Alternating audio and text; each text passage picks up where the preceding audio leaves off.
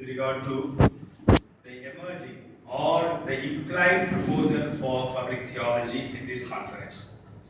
I would like to first of all make it clear that this conference is not on public theology. We must be clear about that. Though some of our speakers dwelt upon theological themes, that has another dynamics I would like to explain to you, how that dynamics comes into play. But this conference is not on public theology. After giving that caveat, I would like to still, with your permission, would like to say that if we have a suspicion, we can legitimately have it, and we should continue to have it, only then the proposal will be actually continuously purified. The point that public theologians are raising, leave alone Max Stackhouse with his own kind of what you call corporate background and things like that. There is also another, I forget his name immediately, a prominent theologian who wrote Caste and Christianity in India. You remember that person's name? Sandeep is later. That's the subaltern religion. Not Christian. No, he worked here in MCC. A very prominent name I just forgot. His title is Caste and Christianity in India. That's one of his books. Not there. Anyway, point is, we can go back to such works. Who is also considered a public theologian today? He is actually an Englishman. Englishman. You remember his name? Forrester. Huh? Forrester. Exactly. Forrester. Okay, I would like to point out to you for Forrester's work. He is also considered a public theologian. The way he has, incorporated the internal critique on caste in his theology is predicted to be a public theology today. Now, is public theology trying to kind of brush the other theologies under carpet? If it is doing that, it is not worth doing. We must give it up. That's all. But then, what is exactly the proposal or the opportunity or potential it is presenting is, we are living in a pluralistic and open-ended world today. That consciousness is emerging today in an unprecedented manner, whether you like it or not. We have been self-satisfied with our own theologies, which are liberative as well as orthodox, some are conservative. But they are all undertaken within our own spheres, with our own resources, with our own symbolic or other resources.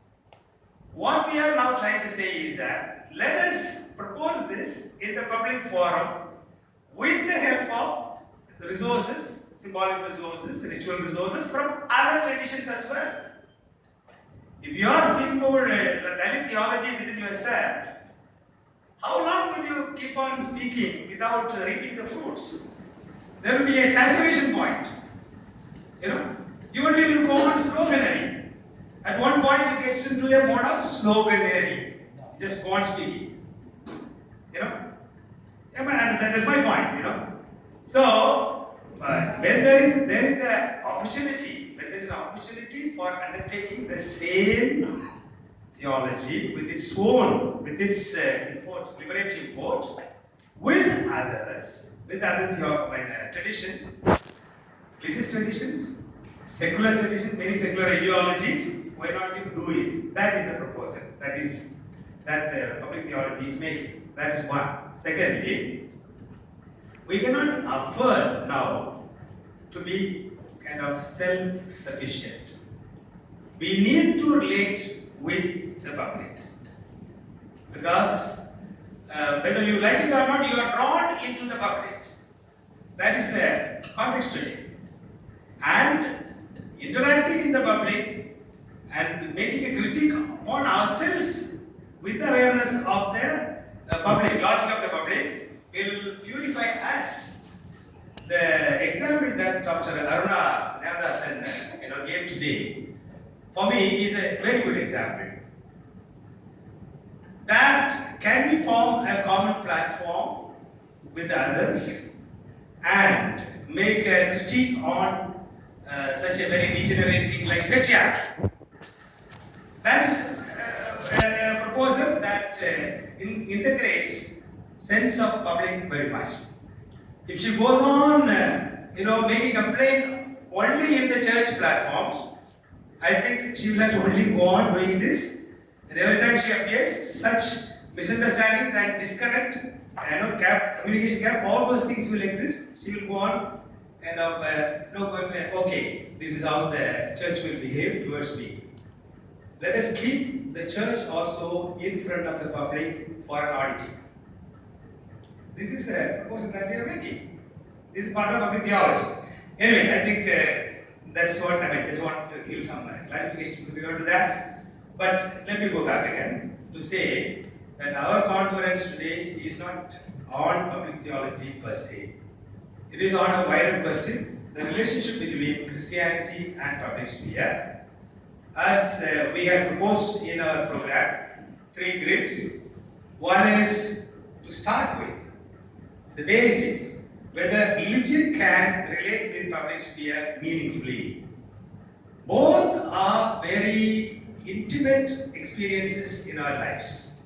Religion is a very intimate experience, very part of our identity, of course, and public sphere, again, the state's organs, even civil society as public sphere, they are also part of our life. Whether these two things can have very meaningful relationship, that's actually the focus. And Sashi Kumar, he said that he was actually making a dismal note, but in my opinion, it was not a dismal note. It was a very, very pointed critique.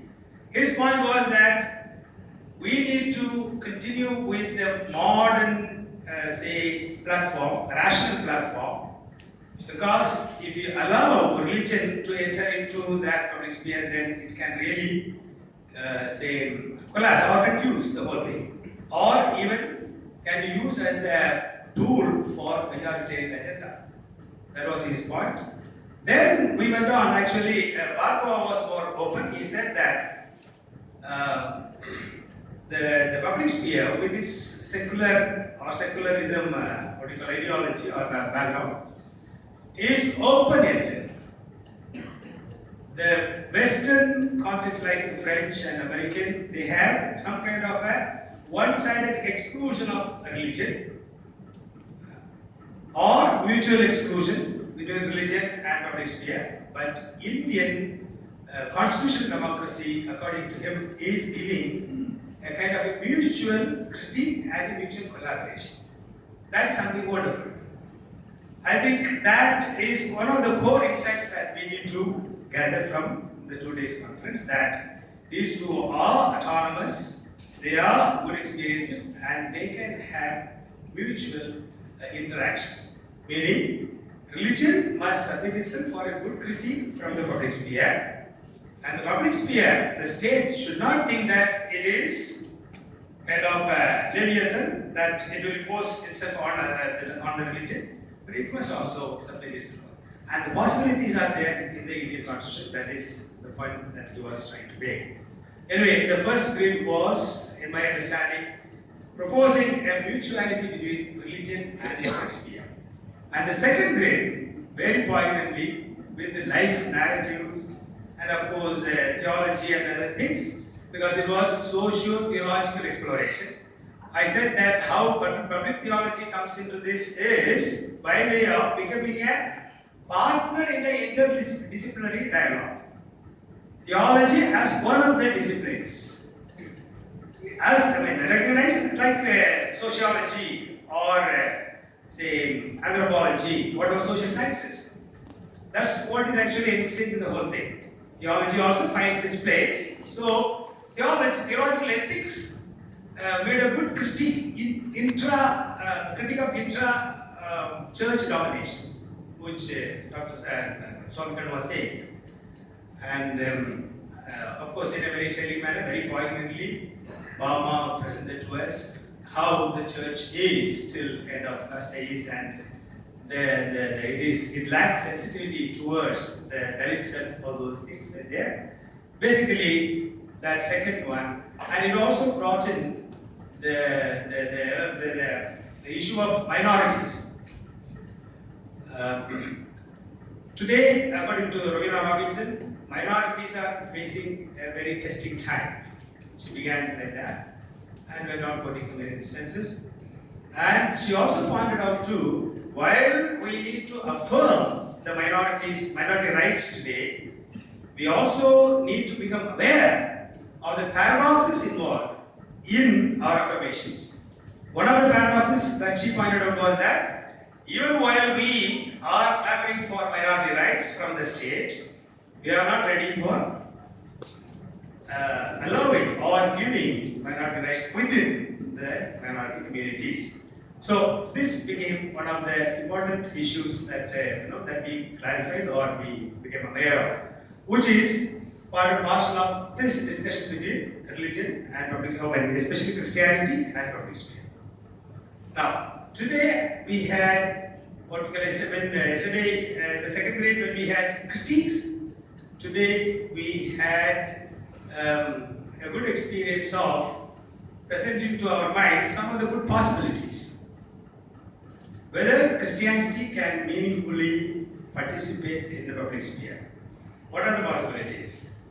And in that, what Dr. T.K. Oman pointed out to us is very meaningful, as pointed out by Dr. Amir himself, that there are three pillars of the democratic setup, or the society, let us say, state, market, and civil society.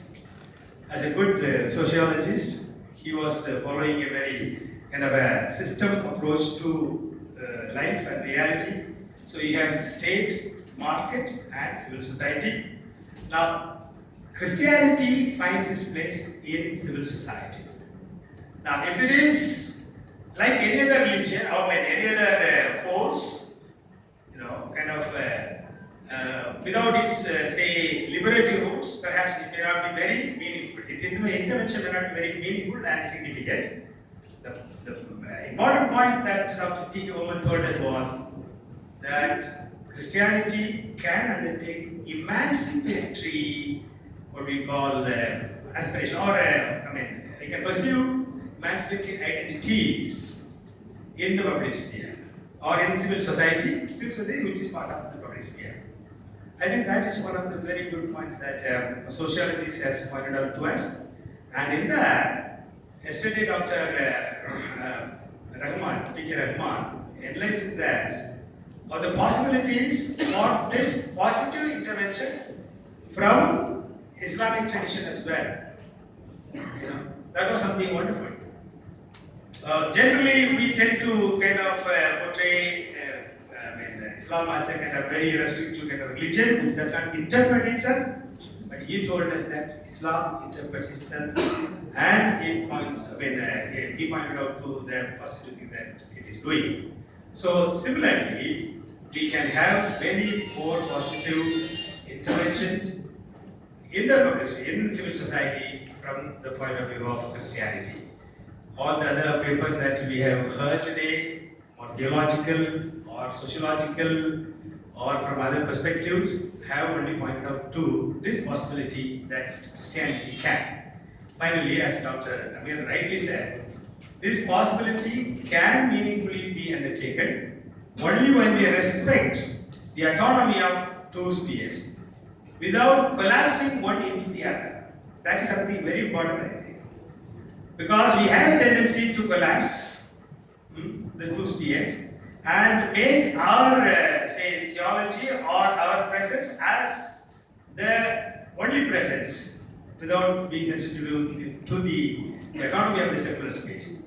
We need to maintain that and interact very meaningfully. That possibility is there very much in front of us. I think that is the bottom line that we have gathered in the conference these 2 days. Now,